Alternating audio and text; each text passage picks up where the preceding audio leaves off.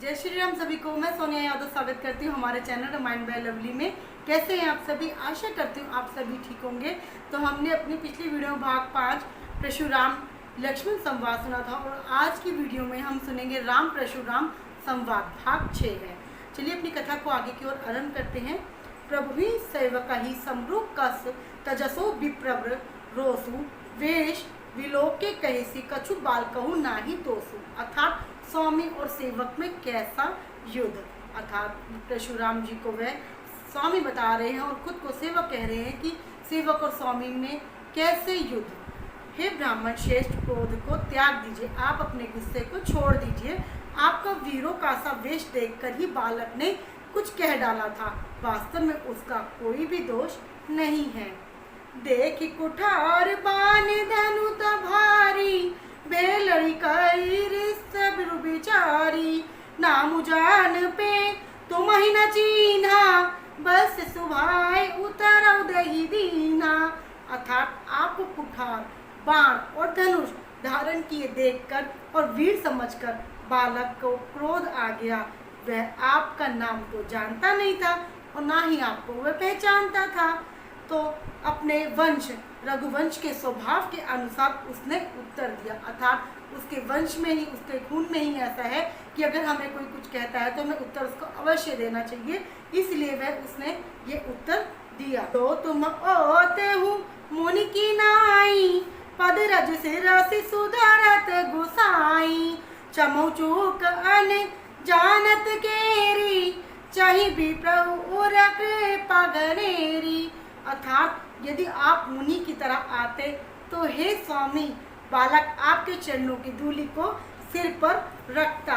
अनजाने की भूल को क्षमा कर दीजिए।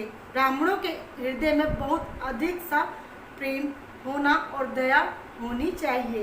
वह कह रहे हैं कि ब्राह्मणों के मन में जो है वह दयालु होते हैं ब्राह्मण जो है, और आपको इन्हें क्षमा कर देना चाहिए। हमारी तुम्हारी सारी भरी कसी था कहू ना कहा चरण कह माथा राम मात्र लघु नाम हमारा परसु सहित बड़ी नाम तोहारा। अर्थात हे नाथ, हमारी और आपकी बराबरी कैसे, कहिए ना, कहाँ चरण और कहाँ मस्तक है, कहाँ मेरा नाम मात्र छोटा सा नाम और कहाँ आपका परशु सहित बड़ा नाम। वह अपने नामों का से उनकी तुलना कर रहे हैं कि कहाँ मैं छोटा, कहाँ आप बड़े।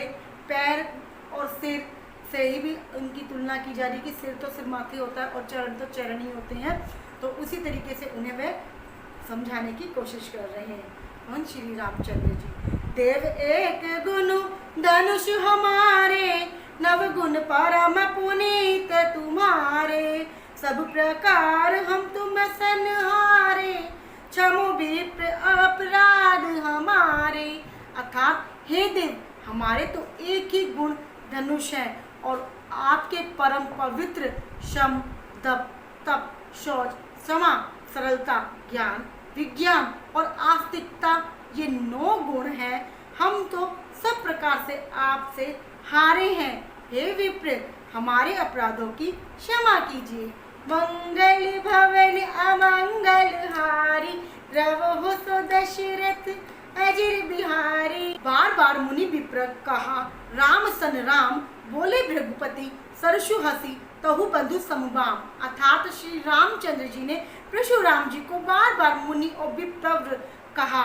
तब भृगुपति परशुराम जी कुपित होकर अथवा क्रोध की हंसी हंसकर बोले, तू भी अपने भाई के समान टेढ़ा ही है।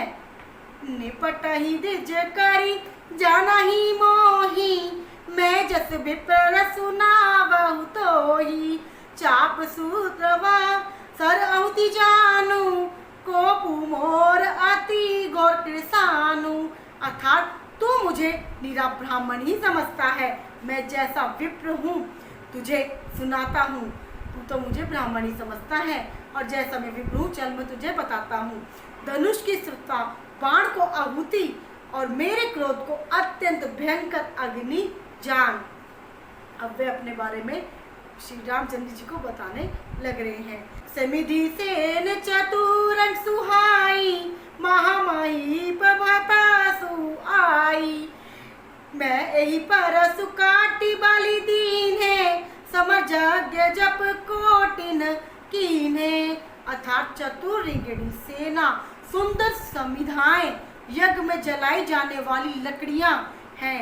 बड़े बड़े राजा उसमें आकर बलि के पशु हुए हैं, जिनको मैंने इसी फरसे से काट कर बलि दिया है। ऐसे करोड़ों जप्त युक्त रण यज्ञ मैंने किए हैं। अर्थात जैसे मंत्रोच्चारण पूर्वक स्वाहा शब्द के साथ आहुति दी जाती है, उसी प्रकार मैंने पुकार पुकार के राजाओं की बलि दी है। जैसे हम कोई यज्ञ करते हैं और यज्ञ में हम आहुति देते हैं, उसी तरह मैंने सभी राजाओं को बुला बुलाकर उनकी बलि देकर इसी में उनकी आहुति कर दी है। वे अपने अपने शक्ति को एक यज्ञ के रण यज्ञ के समान श्री रामचंद्र जी को बता रहे हैं। मोर प्रभाव विदित नहीं तोरे, बोल सिनि दरी विप्र के भोरे। भजे चाप दापू बड़ बाड़ा, आमिति मनहु जीति जगु ठाड़ा। अर्थात मेरा प्रभाव तुझे मालूम नहीं है, इसी से तू ब्राह्मण के धोखे में मेरा निरादर करके बोल रहा है। अर्थात श्री रामचंद्र जी को परशुराम जी कह रहे हैं कि तुझे तो मेरी ताकत और मेरे बारे में सही ज्ञान नहीं है, इसीलिए तू मुझे ब्राह्मण समझकर मुझे धोखे में मेरा आदर नहीं कर रहा है, मेरा निरादर कर रहा है और ऐसे निरादर करके मेरे को बोल रहा है। धनुष तोड़ डाला, इससे तेरा घमंड बढ़ गया है। अब ये बहुत क्रोध वाली बात परशुराम जी कह रहे हैं कि तूने धनुष तोड़ दिया ना, तो इससे तेरे को घमंड हो गया है, ऐसा अहंकार है मानो संसार को जीत कर खड़ा है। राम कहा मुनि कहु विचारी, रिस अति बड़ी लघु चूक हमारी। छुवती टूट पिनाक पुराना, मैं कही हे तू करो अभिमाना। अर्थात श्री रामचंद्र जी ने कहा, हे मुनि विचार करके बोलिए, आपका क्रोध बहुत बड़ा है। अर्थात आप वो श्री रामचंद्र जी परशुराम जी को कह रहे हैं कि कुछ सोच समझ के बोलिए, आपका गुस्सा बहुत ही बड़ा है और मेरी भूल बहुत छोटी है। मैंने जो गलती की वह बहुत भूल से की और वह बहुत छोटी है। पुराना धनुष था, छूते ही मेरे वह टूट गया, मैं किस कारण अभिमान उस पे करूँगा। मंगल भवन अमंगल हारी, रहो सो दशरथ अजर बिहारी। जय श्री राम। अगर आपको मेरी वीडियो में जो चौपाइयाँ हैं हिंदी में अनुवाद उनका अच्छा लगा हो तो वीडियो को ज़रूर लाइक कीजिएगा और साथ ही शेयर और कमेंट भी कीजिएगा। और चैनल पे नए हैं तो सब्सक्राइब जरूर कीजिएगा। आज की वीडियो में इतना ही, मिलते हैं अपनी नई वीडियो में, जब तक के लिए जय श्री राम।